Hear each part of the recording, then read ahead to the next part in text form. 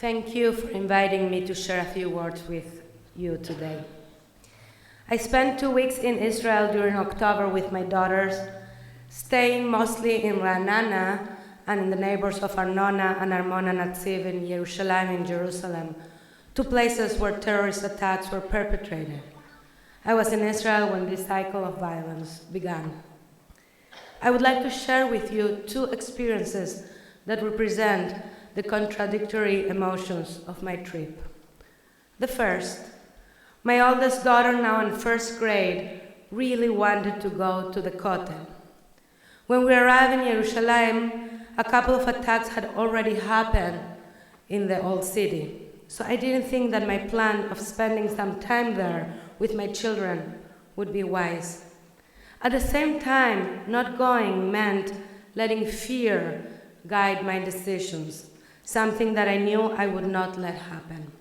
So we went, and I took precautions. We took a taxi to the Kotel back and forth and spent just a short time there.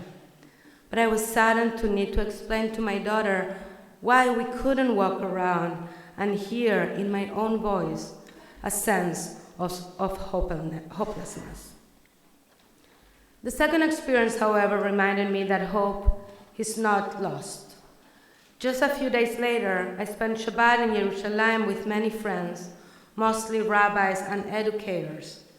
It was an inspiring Shabbat for me, as I learned from them about all the initiatives they are involved in to pursue dialogue and paths to peace.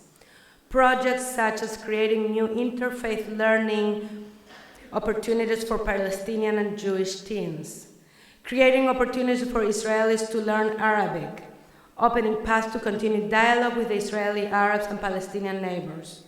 I felt inspired by the people I met, Israelis and Palestinians, who are striving tirelessly for a different reality. I also heard the call to remember at this difficult time not to let fear be what guides us, but rather be guided by the belief that we were all created in the image of God, and it is upon us to build a society that remembers this at every moment.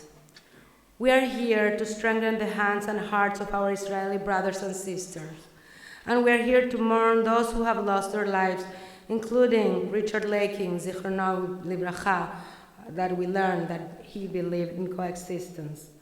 I am here, an Israeli who is also an American rabbi, because I believe that we have to do all that we can to find solutions to this conflict that has taken so many lives from both sides, and to bring about the fervent hope expressed in Tehillim, Yehi Shalom v'cheilech, Shalva v'armonotayich. May there be peace within your walls, serenity in your palaces.